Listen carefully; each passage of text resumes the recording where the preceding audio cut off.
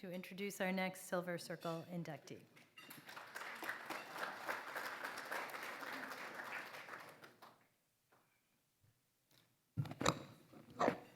Good evening. I grew up in television, and I always knew I wanted to be behind the camera. While I always respected the job of the people in front of the camera, I was in awe of the magician that was the cameraman. I met John Martin in the mid-90s when I was interning at Cablevision of Boston and Brookline, which became my first TV job.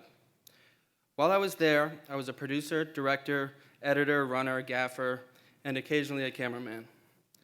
When John got there, from my vantage point, he had been a softball-playing, hippie music-loving bike courier from Central Mass. I didn't really know what to make of him. But looking at it from the outside, we couldn't have been much more opposite. I was quiet and reserved at the time, and he was brash and bold. But he had to be. Being a bike courier in Boston at that time, weaving through the remnants of the Big Dig, he had to be aggressive. But yet, the both of us clicked. We clicked around our love for sports, especially baseball, and eventually, magically, we clicked around our love of the camera. Within a few weeks of working together, a very smart producer at Cablevision, Chris Larson, noticed that the two of us thrived when working handheld cameras together. We constantly competed and encouraged each other to get the best shots. And after every shoot, whether it was a 12-hour shift or a 5-hour shift, we'd go back to the station and compare who did better. Pretty soon, someone at the station had dubbed us the Handheld Brothers. Truth be told, it was probably one of us that came up with that, but why ruin a good story? By 1999, John had become a full-time E&G photographer at Nesson, and I was still producing Boston politics and high school sports for Cablevision, trying to figure out where the road was going to take me. Then, in 2000, John reached out to me to let me know Nesson needed camera help to cover Red Sox pre- and post-games shows. I jumped on that opportunity, and the rest was history. The Handheld Brothers were back together, and believe me, we looked at it that way. Eventually, we added a third and fourth photographer to our mix, and John and I really pushed that brotherhood on that group. That core group of four, John, myself, Chris Delgado, and Brian Brennan, along with Eric Sharmer, covered every major sporting event in Boston in the last 2 decades. John had a passion for storytelling, and that's what made him a great person and cameraman. He had an ability to make people and subjects relatable for all. Whether it was behind the camera or spending an extra 30 minutes talking to an usher at Fenway Park, John connected with people on a deep level. Because of that ability, John has many lifelong friends, and many of those people, some of them here tonight, are my friends now because of him. John passed away recently due to ALS, but you will never hear me say that John lost his battle. No one who witnessed this fight, his courage, grace, class, wit, charm, and passion he had for life could possibly say that John Martin lost anything. He inspired thousands. He gave hope and a sense of peace where it couldn't possibly exist. The truth is, John Martin kicked ALS's ass. I want to encourage everyone here to look up Team Cafe Martin to see the community that came together for John.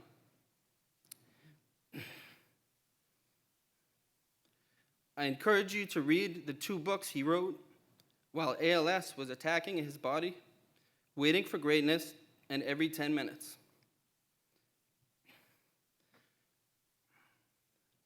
Finally, it's a great honor for me to be presenting the Silver Circle Award to my best friend, and my brother, and the man who helped me make my dreams come true, John Martin.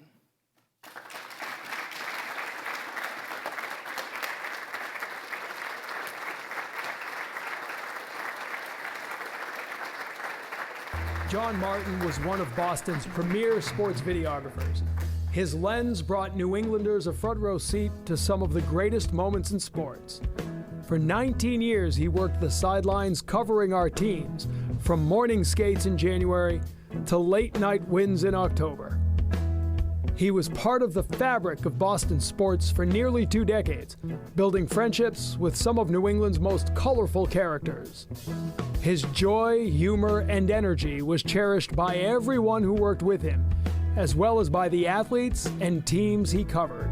Very sad news for us as a team, because John was such a fun man to be around, and on behalf of the whole Bruins and our team, I would like to express my deepest condolence to his wife Adrienne and his 2 daughters, and our thoughts and prayers are with him and his family. He was a good guy to get to know, run around every day. I mean, our job is crazy hours and things like that. He always had a smile on his face, cracking jokes, things like that. So, it's sad.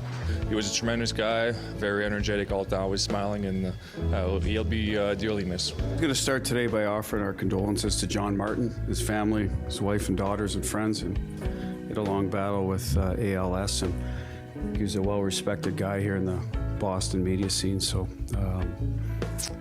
unfortunate, but it's a tough day for their family, so and the Bruins here pass on, like I said, our condolences. He was always such a bright smile when he was around, the way he carried himself, and loved what he did. And he was, for us, for me, whether it be in an event or something else, he always had that smile, and he was always upbeat. And, I feel bad for their families and for them. John passed away Sunday night after a 2-year battle with ALS. In those 2 years, the sports community rallied around his family and their advocacy to find a cure for the disease. In 2017, the old-time baseball game benefited the fight, and Hall of Famer Pedro Martinez not only played in the game, but dropped by the Martin household to spend time with John, his wife Adrienne, and their daughters Kaya and Gabby. So I was searching myself. I didn't know what I was gonna find, but as soon as I got off the car, through the window, I saw that big, bright smile. I lifted myself up right away. Cafe Martin became a place where love and support gathered for John and his family. Originally named for the front porch outside their home, Cafe Martin became a state of mind. And Cafe Martin caps soon popped up in locker rooms and press boxes everywhere, even showing up on stage this summer at Fenway. There's a little something called Cafe Martin in Newton, Massachusetts. Gives the family support, and I want him to know that he has my support. Boston's teams held fundraisers to raise money for John's fight and awareness of the need for a cure. Cafe Martin became a beacon of hope amidst the darkness of ALS. John Martin was one of the most important, influential people here at Fenway Park, because we all felt the same way about him. We all loved him. He was such a great part of the Red Sox and Nesson family for so many years.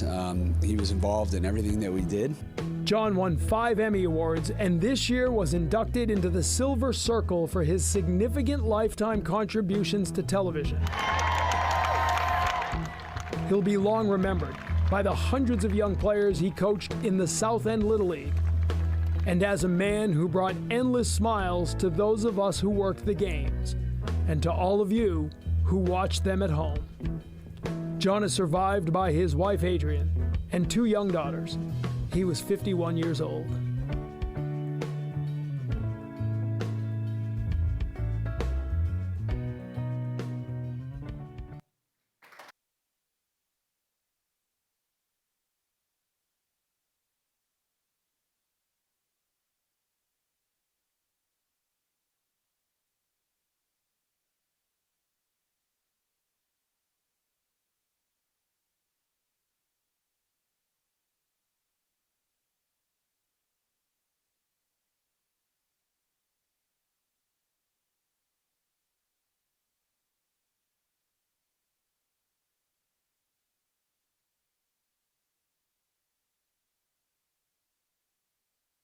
Till almost the day he passed, he was still on co-op at Northeastern. He was there for like 5 minutes. And he got a job really quickly at Northeastern being a bike courier, which he loved because it gave him time to do the other thing he loved, which was seeing Grateful Dead. And he went to over 120 Dead shows between 85 and 95. So you'd have to have a job that allowed you all that freedom, and his boss and his coworker is here tonight, who really allowed him, like, yeah, just take off for a week and go do whatever. We all know what he did, but, you know, saw hippie rock music, and he loved it. And so as, like, the late 90s approached, or mid to late 90s, his girlfriend, not me, at the time had dumped him. He was about 29, and he had one of those sort of moments that we've all had in our lives where we're like, oh, Lord, what am I doing with my life? And he knew he couldn't be a bike courier forever, and he had no attachment what that meant to be a bike courier. He just knew that he couldn't be like a 65-year-old bike courier.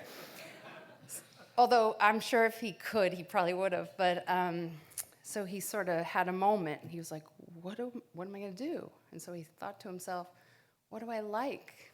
And he's like, well, I like sports, and I like television. It was that simple, kids.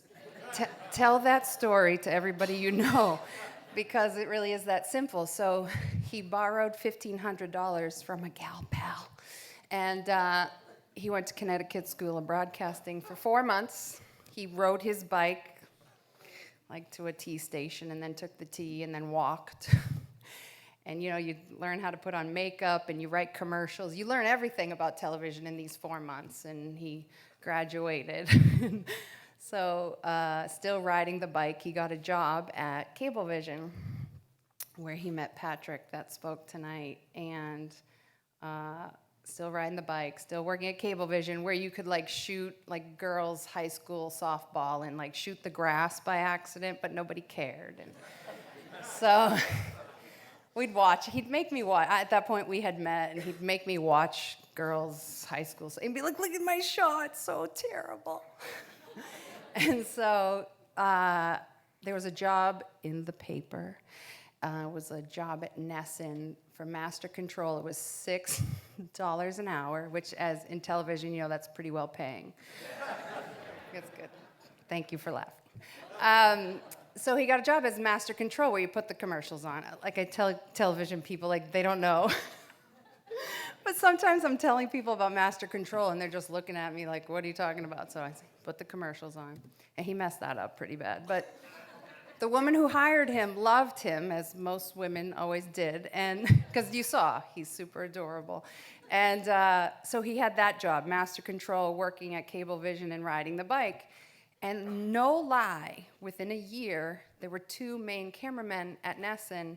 Within a year, one had left, and within 2 years, the other one had left. So within 2 years, he was head cameraman, which was amazing. And he always was amazed, like, I'm head cameraman. Don't tell anybody. And as Pat tells the story, he brought Patrick along, and they created this amazing brotherhood at Nesson, creating and covering all this. Like, I mean, he was at the 2004 World Series when the Red Sox won. A boy from Massachusetts, like, we have dirt, you know, from the mound. It was in Arizona, right? I had a 4-month-old, so at the time, right, it was in St. Louis. There was one in Arizona, though, right? Colorado. So, funny side story, because this is hilarious, because later in his career, he'd call me from a hotel, a fancy hotel, complaining about pillows. I'd be like, where are you? He'd be like, well, I'm at a Ritz. And I'm like, you're complaining about pillows at a Ritz. I'm home with 2 little kids, like, please. But he'd be like, do you know where I am? And I'm like, Cleveland. He'd be like, no. Toronto?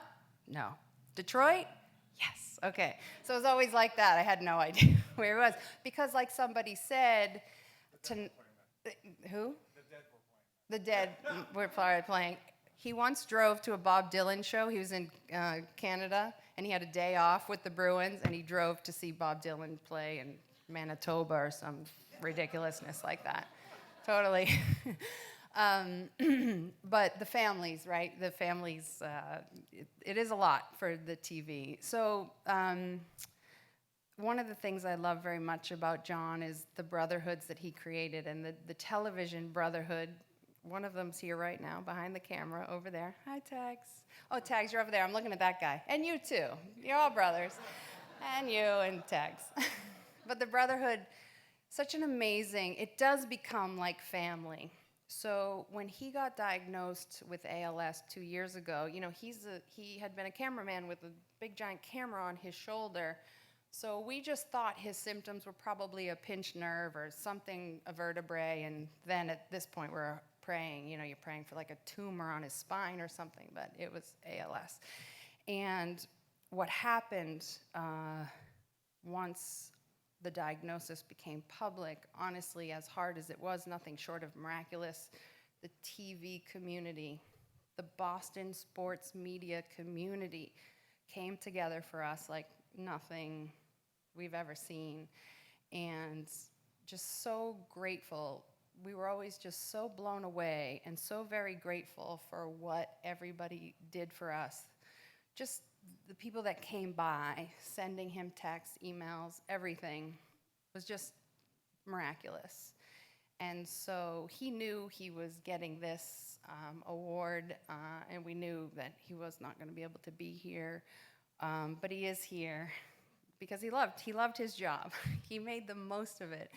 As you know, in television, there's all this hurry up and wait, like, oh my God, set up right now. And then it'll be 2 hours before you press record. And he made the most of the downtime, the crazy travel, the crazy hours, and he loved it. He absolutely loved it so much, and he loved his brotherhood. He loved the guys that he worked with, the people he met, and he's very honored, I know, definitely.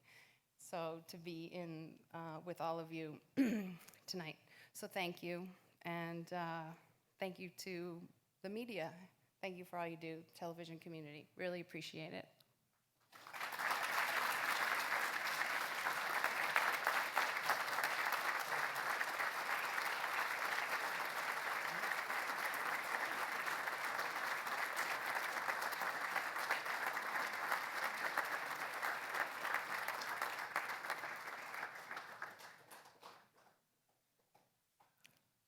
Thank you for being here, Adrienne.